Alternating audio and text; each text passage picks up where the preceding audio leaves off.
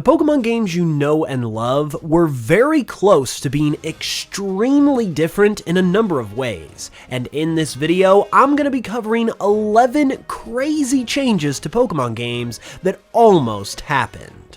To start things off, the method of creating and entering into a secret base in Pokemon Ruby and Sapphire was originally completely different. In the final games, you use the move Secret Power on an eligible rock, tree, or bush to create a base, but originally, the game was going to have you use various items instead. According to some in-game code that was discovered via a recent leak, there were going to be 3 items called the shovel, the rope, and the sickle that would have allowed you to create these bases instead, and you would have found them in various locations throughout Hoenn. On Route 114, you would have come across the rope, which would have allowed you to make secret bases in trees. On Route 115, you would have found the shovel, which would let you create bases within rock, and the sickle would be found on Route 119 and would let you create bases inside of bushes. Another significant change to Ruby and Sapphire had to do with a significant character being scrapped from the games. According to information from the same aforementioned leaks, there was a character, or rather a set of characters, planned for the games known as the 12 Generals. The 12 Generals were planned as a part of Team Aqua, and seem like they potentially would have been admin-like characters. While nothing else is known about them, this concept personally reminds me a lot of the 7 Sages from Pokemon Black and White, so maybe they were actually inspired by this cut concept. And speaking of cut content, today's lovely sponsor, Groove Life, can help you cut unnecessary bulk out of your life for good. If you're carrying around a wallet that looks like this, just stop it right now. It's so much bigger, heavier, and just awkward to carry around than it ever needs to be, and that is where the Groove Life wallet comes in. It completely wipes out the awkward lumpiness of a normal wallet into an extremely streamlined design that can slip right into your pocket and make carrying around your essentials unbelievably effortless. With enough room for several cards, cash, and being made out of extremely durable materials like aerospace-grade aluminum and Teflon coating, the Groove Life wallet can carry everything you need, be extremely sleek and slim while doing it, and you'll never have to worry about it breaking down. And if anything does happen, it's backed by the Groove Guarantee, meaning that Groove Life will make it right if anything goes wrong. With Father's Day coming up, it also makes the perfect gift, so hit the link in the description to grab you or the dad in your life the perfect wallet upgrade. And thanks so much to Groove Life for supporting the channel. Another thing that we have also gotten to learn about thanks to recent leaks are a lot of early names for various things in the games. One pretty iconic part of the original Pokemon games is how all of the towns in the Kanto region are named after colors. However, in English, this was not the direction that was originally planned, because it was originally proposed to name all the towns after gemstones instead. Going from Pallet Town on down, the towns would have been called Crystal or Diamond Town, Emerald City, Quartz City, Opal City, Topaz City, Garnet Town, Sapphire City, Jade City, Coral City, the Pearl Islands instead of the Seafoam Islands, Ruby Island, and then finally Peridot Plateau instead of the Indigo Plateau. Apparently, these localized names were proposed because it was thought that color-based names, quote, would sound lame. However, this proposal was rejected, and they eventually did go with color-based names, which in fact did not end up sounding lame at all. When it comes to Pokemon, there are a number of interesting early names that were discovered as well, and in particular for Espeon and Umbreon. Originally, it was proposed that these two be named Solarion and Lunarion respectively, due to their association with the daytime and nighttime. However, they obviously ended up opting for Espeon and Umbreon instead.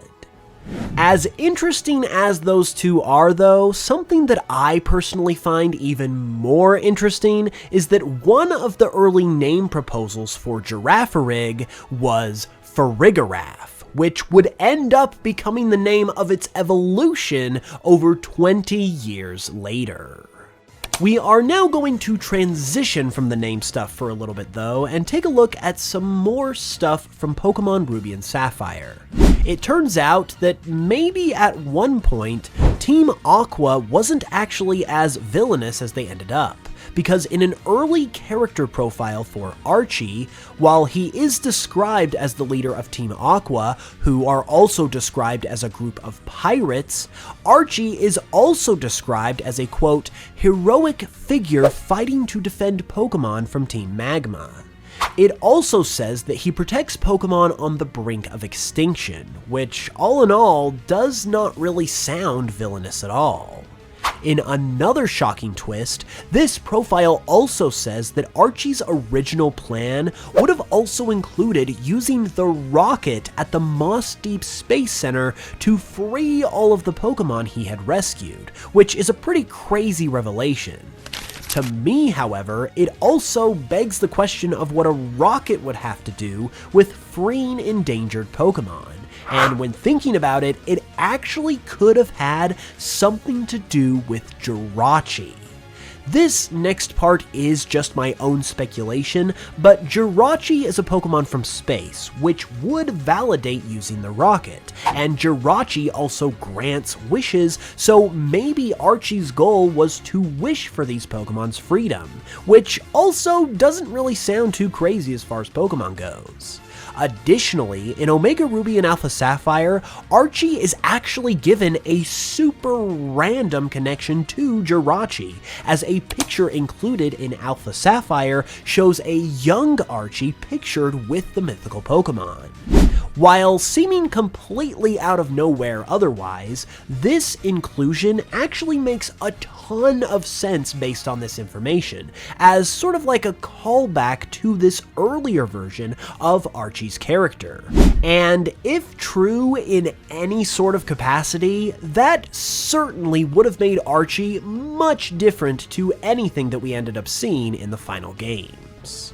Something similar can also be said for Wally as well, because in his own early character profile, it mentions that he receives a Ponyta as his first Pokemon instead of Ralts, which is not only vastly different all on its own, but Ponyta isn't even in the Hoenn Pokedex at all in the final Ruby and Sapphire. For all we know, this could have just been a placeholder type of thing until Ralts was eventually given to Wally later on, but either way, this is a pretty crazy change. You may have also heard in recent years how Pokemon was originally proposed to be made into something very different when it was localized for Western audiences. Proposals were made to change up the art style and even the designs of the Pokemon themselves, and alongside all of these proposed changes, a new, more recent revelation was made by former Nintendo of America marketing boss Gail Tilden. She recently revealed that there was also the idea to convert Pokemon into something of a baseball RPG, which sounds completely ridiculous, but you can actually see the logic if you think about it.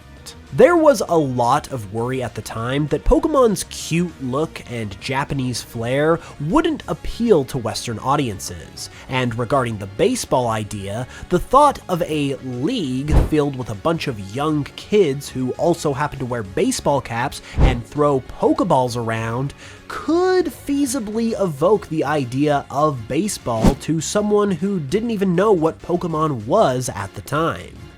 But even with that in mind, realistically speaking, Pokémon becoming a baseball RPG is still a completely insane idea that's pretty crazy to think was even actually on the table in the first place. Returning to some more interesting name stuff, an early name that was proposed for Bugsy was, believe it or not, Vanessa. This is a bit surprising, obviously, since Bugsy is a boy, but it's also surprising because it actually lines up with something else that happens with Bugsy in the Johto games. In Gen 2, there is data in the games that identifies the gender of each trainer class, and Bugsy is mistakenly identified as female. So him also having an early female name makes this especially interesting.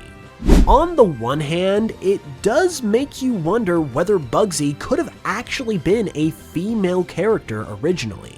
But on the other hand, it could also just be the case that Bugsy was just really easy to mistake as female at the time, and therefore it's possible that multiple people could have just made that mistake. Looking at some more Pokemon now, there were also a bunch of early names for Hoenn Pokemon that were revealed as a part of these leaks, and I thought I'd share just a few of the highlights here.